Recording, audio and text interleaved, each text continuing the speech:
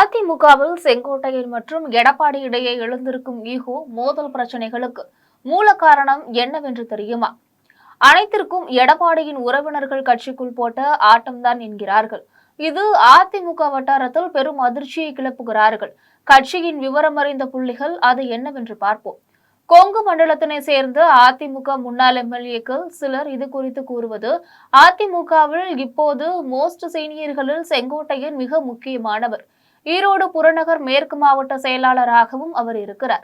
செங்கோட்டையன் கோபிசெட்டிப்பாளையம், பவானிசாகர், அந்தியூர் ஆகிய சட்டமன்ற தொகுதிகளை கவனித்து வருகிறார். 2021 சட்டமன்ற தேர்தலில் கோபியில் அவரும் பவானிசாகரில் பன்னாரியும் வெற்றி பெற்று எம்எல்ஏவாக இருக்கின்றனர். அந்தியூரில் மட்டும் அதிமுக தோல்வியடைந்தது. இந்த தோல்விக்கு முன்னாள் எம்எல்ஏவான இஎம்ஆர் ராஜாதான் காரணம். தனக்கு சீட் கிடைக்காத கோபத்தில் கட்சி நிறுத்திய வேட்பாளர் சண்முகவேலுக்கு எதிராக பிரச்சாரம் செய்தார் இஎம்ஆர் ராஜா.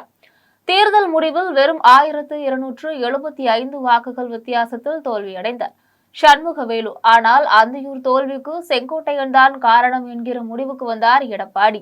ஈரோடு புறநகர் மேற்கு மாவட்டத்தில் செங்கோட்டையனுக்கு தெரியாமலேயே சில மாற்றங்களை கொண்டு வந்தார் எடப்பாடி.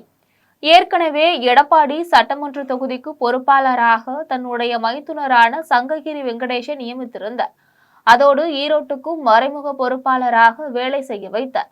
அவருக்கு துணையாக கோபிசெட்டிப்பாளையத்தை சேர்ந்த தன்னுடைய சகலையின் மருமகனான சசி பிரபுவையும் களத்தில் இறக்கினார். இதுதான் செங்கோட்டையன் மற்றும் எடப்பாடி இடையே நடக்கும் பிரச்சனைக்கு ஆரம்பமாகும். இவர்கள் இருவரும் சேர்ந்துதான் செங்கோட்டையனுக்கு எதிரான ஒரு டீமை உருவாக்கினார்கள். அந்த டீமில் முன்னாள் எம்பி வி.கே. சின்னசாமியின் மகன் சிவகுமார், இஎம்ஆர் ராஜா, எடப்பாடியின் மற்றொரு உறவினர் ராஜா ஆகியோரும் இணைந்து கொண்டனர். இந்த டீம் முழுக்க முழுக்க செங்கோட்டையன் எதிர்ப்பு என்ற ஒற்றை பணியைத்தான் மாவட்டத்துக்குள்ளும் கட்சிக்குள்ளும் செய்து வந்தது.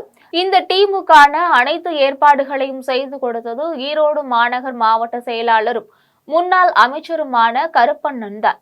இவரும் எடப்பாடிக்கு ஒரு வகையில் உறவினர்தான். செங்கோட்டையனின் மாவட்ட செயலாளர் பதவி பறிபோக இருக்கிறது. 2026 அவருக்கு சீட் கிடைப்பதே கஷ்டம் என்றெல்லாம் கட்சிக்காரர்களிடம் பிரச்சாரம் செய்ய தொடங்கியது இந்த டீம். ஆனாலும் இவை அனைத்தும் பார்த்தும் அமைதியாகவே இருந்து வந்தார் செங்கோட்டையன்.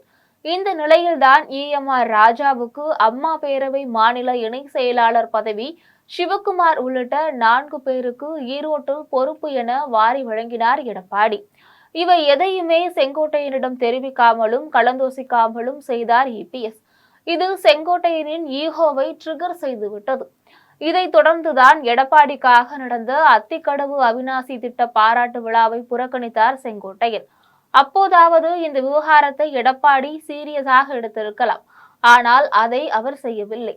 அதன் விளைவாக மார்ச் 6ஆம் தேதி கோவையில் செங்கோட்டையன் தலைமையில் நடந்த கட்சி ஆலோசனை கூட்டத்தில் பிரவீன் என்பவர் செங்கோட்டையனிடம் வாக்குவாதம் செய்தார்.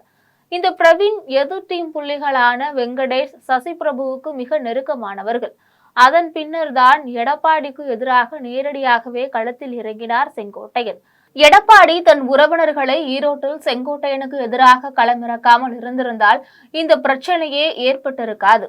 இந்த விவகாரம் குறித்து இன்னும் விரிவாக பேசிய அதிமுக மாவட்ட செயலாளர்கள் சிலர், ஈரோட்டில் செங்கோட்டையனுக்கு என்ன நடந்ததோ அது கொங்கு மாவட்டங்களை தாண்டி பல மாவட்டங்களிலும் நடந்து கொண்டிருக்கிறது. சங்ககிரி வெங்கடேஷ் உள்ளிட்ட சிலர் எடப்பாடி எங்கெல்லாம் செல்கிறாரோ அங்கெல்லாம் வண்டி கட்டி கொண்டு சென்று ஆஜராகி விடுகிறார்கள். அந்த வேலை செஞ்சாச்சா, இது ஏன் இப்படி இருக்கு என்று எகத்தாளமாக கேள்வி கேட்கிறார்கள். இந்த உரிமையெல்லாம் அவர்களுக்கு யார் கொடுத்தது? அதிமுகவில் வாரிசு அரசியல் இல்லை, என் உறவினர்கள் கட்சிகள் தலையிடுவது இல்லை என்று மேடைக்கு மேடை முழங்குகிறார் எடப்பாடி. ஆனால் அவரது பெயரை சொல்லி அவரின் உறவினர்கள் சிலர் கட்சிக்குள் செய்யும் அட்டூழியங்கள் தாங்க முடியவில்லை. 2026 எந்த கட்சியோடு கூட்டணி அமைத்தால் அதிமுகவுக்கு வெற்றி கிடைக்கும் என்கிற அவசியமான தேர்தல் விவாதங்கள் எழுந்த வேளையில் செங்கோட்டையன் எதிர் எடப்பாடி மோதலால் மீண்டும் உட்கட்சி பிரச்சனை எழுந்து மீண்டும் அதிமுகவினை பின்னோக்கி இழுத்திருக்கிறது. இப்போதும் கூட சீனியர்கள் பலர் செங்கோட்டையனிடம் பேச்சுவார்த்தை நடத்தி வருகிறார்கள். இந்த நிலையில் வெங்கடேஷ் தரப்பு ஈரோட்டில் செங்கோட்டையனுக்கு எதிராக ஒரு அணியை திரட்டி வருகிறது. கட்சிக்குள் தன்னுடைய உறவினர்களின் ஆட்டத்தை இனியாவது எடப்பாடி கட்டுக்குள் வைக்க வேண்டும். இல்லை என்றால் மாவட்டத்திற்கு ஒரு பிரச்சனை வெடித்து கிளம்பிக் கொண்டேதான் இருக்கும். இதனால் கட்சி மீண்டும் தேர்தலில் தடுமாறும் என்றனர். அதிரடியாக இப்படி இருக்க இப்போது எடப்பாடிக்கு திடீரென ஞானதோயம் பிறந்திருக்கிறது. காரணம், சட்டமன்றத்தில் சபாநாயகருக்கு எதிராக எடப்பாடி நம்பிக்கையில்லா தீர்மானம் கொண்டு வந்தார். அப்போது நடந்த வாக்கெடுப்பில் எடப்பாடிக்கு ஆதரவாக செங்கோட்டையனும் ஓபிஎஸ் அணியும் ஆதரித்து வாக்களித்தனர். அதனால் எடப்பாடி செங்கோட்டையனிடம் விட்டு கொடுத்தும் ஓபிஎஸ் அணியை மீண்டும் அதிமுகவை இணைத்துக் கொள்ளலாமா என்ற எண்ணம் தோன்றியுள்ளதாம். அதோடு 2026 சட்டமன்ற தேர்தலில் ஒருங்கிணைந்த அதிமுக, பாஜக, பாமக, தேமுதிக மற்ற உதிரி கட்சிகளை இணைத்துக் கொண்டால் திமுக கூட்டணியை எளிதாக வென்று ஆட்சி அமைக்கலாம் என்ற நம்பிக்கை எடப்பாடிக்கு ஏற்பட்டுள்ளதாம். அதனால் எடப்பாடி தன்னை மாற்றிக்கொள்ள தயாராக இருப்பதாக அதிமுக வட்டாரங்கள் சொல்லுகின்றன. இதனால் ஸ்டாலினுக்கு கிளி பிடித்துள்ளதாக சொல்லுகிறார்கள். இந்த ஒருங்கிணைப்பை தடுக்க ஸ்டாலின் முயற்சிக்கிறாராம். இப்போது கட்சி முக்கியமா, வெற்றி முக்கியமா, இல்லை உறவுகள் முக்கியமா என்று முடிவு செய்வாரா எடப்பாடி?